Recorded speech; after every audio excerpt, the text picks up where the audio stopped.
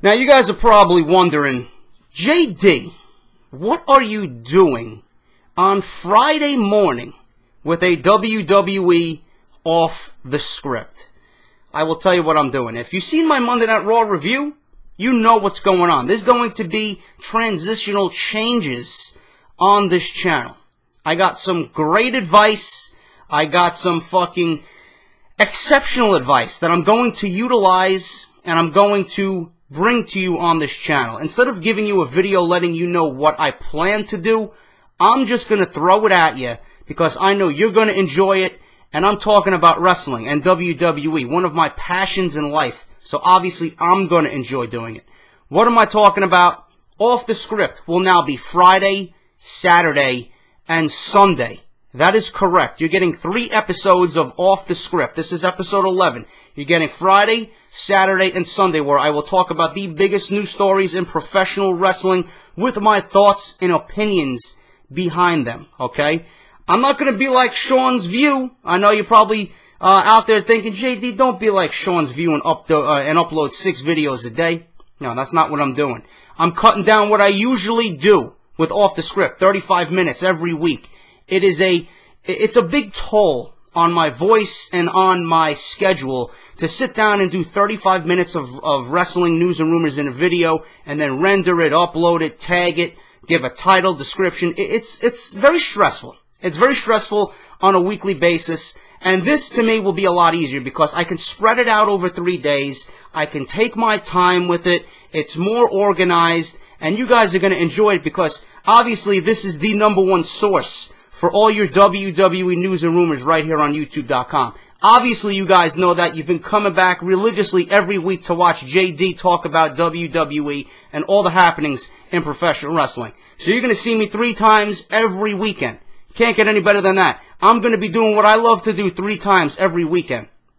And the reason for this is because I want to start impressing people, okay? I want to start making changes that are going to be better for this to take what I do here to the next level. So I hope you guys appreciate it. Let me know what you think down below in the description. If you missed my Monday Night Raw review and last week's news and rumors Off the Script, links are down below in the description. Thank you guys very much for your support. Let's get right into the news with the top story. This week, the future of The Undertaker. What is next for the Phenom in the WWE following WrestleMania 30? Interesting note this week. If you guys do not know, Jim Ross has a podcast on podcast1.com. I highly suggest you guys go out and download his podcast and be updated on when he actually airs his podcast, because it is one of those listens that you turn it on and you don't want to turn it off. That's how good it is. Him and Steve Austin, and I've recently found out that Chris Jericho has a podcast. This was like a few weeks back. I've just been lazy to actually access his podcast, but I'm hearing it's phenomenal. Those 3 men, I've been listening to Austin and JR, but I got to catch up on Chris Jericho. But the whole podcast thing is very influential to me, and that's where I want to pretty much take this and then probably build from there. But enough of me blabbing, all right? According to the Wrestling Observer newsletter this week, the full story of The Undertaker and Brock Lesnar's match will probably come out publicly for the first time in a few weeks when Shawn Michaels interviews with Jim Ross on Podcast 1 and the Ross Report. As noted before here on Off the Script, according to the Wrestling Observer, all taken from the Wrestling Observer newsletter, link is down below if you don't know what I'm talking about. Vince McMahon was the one that made the decision to have Undertaker lose the match, and that was a decision that was made very late. The original plan was for Brock Lesnar to lose to The Undertaker. Privately, people are now saying that it was the wrong decision because they believe that The Undertaker will be back next year, and the streak was one of those big attractions at WrestleMania, but ultimately Vince and WWE have killed that streak and the whole aura behind that at WrestleMania. Nobody is willing to say that publicly to Vince McMahon. Shawn Michaels might say that, though, since he's one of those guys who will pretty much say anything that comes to mind, and since he is pretty much bulletproof in the WWE. One thing to note, when Vince made the call to have The Undertaker lose, he did it because he did think it could be The Undertaker's last match because of how bad his shoulder and hip injuries were. Blockbuster announcement there that HBK is going to be on the Ross Report, #1. So obviously I will let you guys know when that airs. I will let you guys know what I think of it, and I will post a link down in the description for whenever week that actually comes to be. Whether I do Off the Script or Monday Night Raw, links will be down below. I will fill you guys in on the Ross Report when HBK is on, or if you're following me on Twitter, go follow me on Twitter. If you're not, keep up to date with what I do. I'm pretty sure I'll be posting it on there as well. Same thing with Stone Cold. Stone Cold is actually planning to have The Undertaker on sometime this summer to talk about everything when he finally heals up from all the injuries that had occurred at WrestleMania. But, you know, Vince having the decision to end the streak, I don't like what I'm hearing. I really don't believe Vince can be that thick-headed to believe that The Undertaker could possibly have his last match. If this is the case, it sounds like to me that Vince McMahon is making the decision without The Undertaker's guidance at all. Without The Undertaker's opinion. Now, I'm sure The Undertaker did have an opinion, but the way the Wrestling Observer has worded it, sounds like Vince McMahon made the decision all on his own and said, you know what, this is the way it's going to be. And then The Undertaker pretty much agreed to whatever Vince said, and that was it. Now, I know I talked about this for several weeks, and I gave you my opinion on the streak, and I gave you my opinion on Brock Lesnar being the one to have the streak. I don't think it should have ended. It should, if they wanted it to be perfect, and they wanted it to be just over and done with, it should have been at WrestleMania 25, because not one match in the last 5 years was better than that one match with Shawn Michaels at WrestleMania 25. Not one. I don't think there's one match that I've ever seen, period, in all the years I've been watching wrestling, that has been better than that match. One of the greatest matches I think I will ever lay my eyes on. Or you could have ended it in Hell in a Cell, which I've talked about many times before with Triple H and The Undertaker and HBK all collectively as one. And obviously, they were all together walking up the ramp to end that said match. But listen, you know, The Undertaker, I don't believe he would have retired anyway if he was going to go on and win. This wouldn't have been his last match. There's a lot more The Undertaker, you know, wants to do, that he has to do. You know, you guys may not agree with me. He doesn't have to do anything. Yes, he does. You signed Sting. Who are you gonna put against Sting at WrestleMania? I don't want to see this, the Stinger versus the Rock. I don't want to see Sting versus Cena. There's only one man that you're bringing Sting in for to wrestle, and that is The Undertaker. I don't care about anybody else on that roster. That needs to be done because it's just one of those things that just needs to be done. It doesn't need an explanation. It's Sting and The Undertaker at WrestleMania. How much bigger can you get than that? You can't. You can't do it. Okay? He needs to fight John Cena because ultimately John Cena and The Undertaker at WrestleMania is a wise business move. It only leaves the possibility for just an epic moment at WrestleMania that nobody will ever forget. You know, having an undefeated Undertaker go against John Cena at WrestleMania. The WWE left all this money on the table and all this this whole aura of WrestleMania being special and big all out on the table. What is WrestleMania now without the streak? Unless the WWE actually does something and builds up their superstars like they have been doing recently. They need to continue that into WrestleMania. They need to make whoever they're pushing on TV right now household names. Because there's not going to be another Undertaker.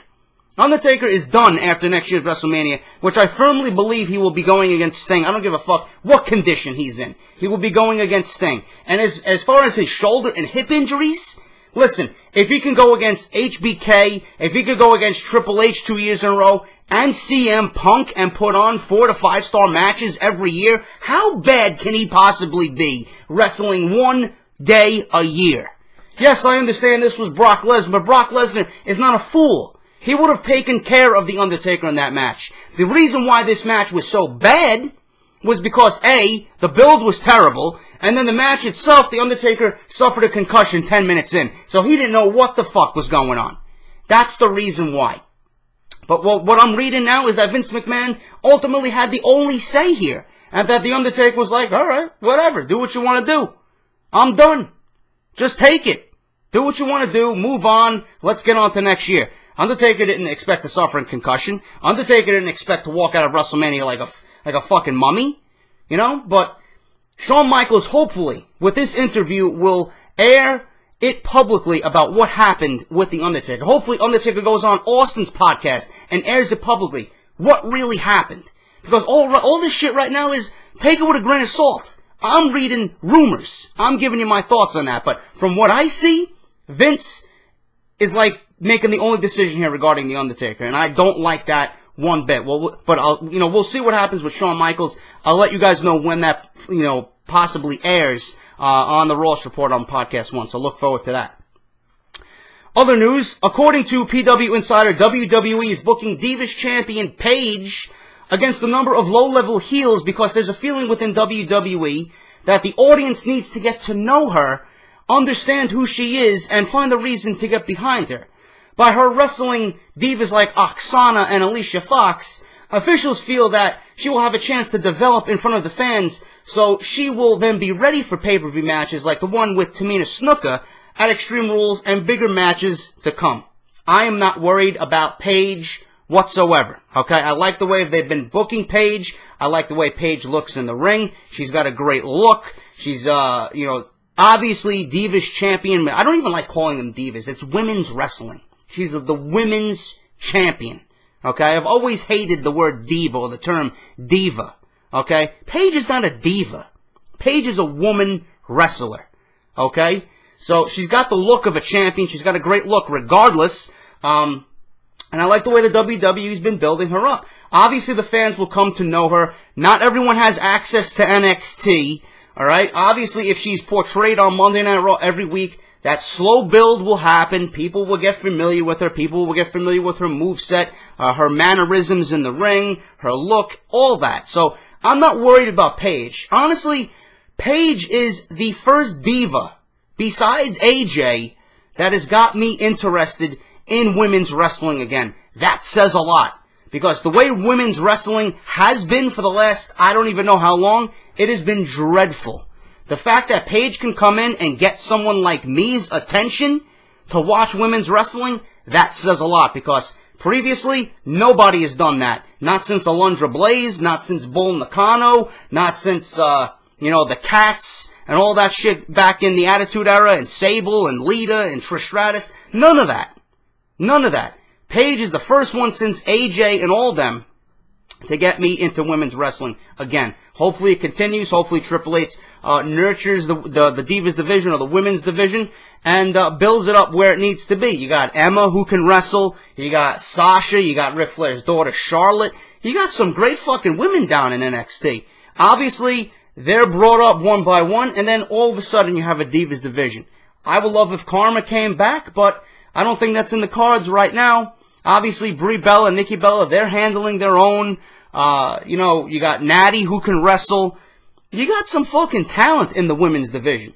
But Paige, people will get to know her. She will be fine. And I hope she holds this belt for a very long time. And that showdown with AJ, it's coming. It's going to be a money feud that is going to be very exciting for all of us to see when it actually happens. Nancy Grace was scheduled to have a wrestling segment this week with indie star RJ Brewer, but postponed it. Producers told Brewer that they would be in touch with him regarding a new date, so the segment was not canceled. Supposedly the show wants to make amends with wrestling fans because of the bad publicity they got with the whole Ultimate Warrior situation. Fuck Nancy Grace. Fuck what she said about the Ultimate Warrior and steroids and Owen Hart. I don't care what she does. She has no business talking about nothing she does not understand. That's all I'm saying about Nancy Grace. She can take this and shove it up her ass. That's all I can. That's all I'm going to say about that. And finally, guys, to end part one, if you guys were wondering about Bray Wyatt's choir on Monday Night Raw, in news regarding that and the choir on Raw, members of the Ladue School District in St. Louis, Missouri, were in Bray Wyatt's choir on Monday Night Raw. Other students, including the soloist, were 5th graders from Shaw Visual Performing Arts Elementary School in St. Louis. Just a little fun fact there. So if you guys from are from St. Louis and you're familiar with those schools, or maybe if you attended one of those schools, well, there you go. You had students from both schools attend Monday Night Raw and actually get to stand by ringside and sing in Bray Wyatt's choir to John Cena. So there you go with that. But part 2, guys, I will be talking about Bill Goldberg. Bill Goldberg is interested in working WrestleMania 31. What is the idea behind that? I will let you guys know in part 2. And then in part 3 on Sunday, what was the actual finish for WrestleMania 30 regarding Batista, Daniel Bryan, and Randy Orton? I will tell you guys in part 3, so look forward to that. If you guys enjoyed this video, please let me know what you think down below of the new format. Let me know what you think of part 1's news and rumors, and I will see you guys in part 2 on Saturday morning. Take care, guys, and I'll talk to you soon.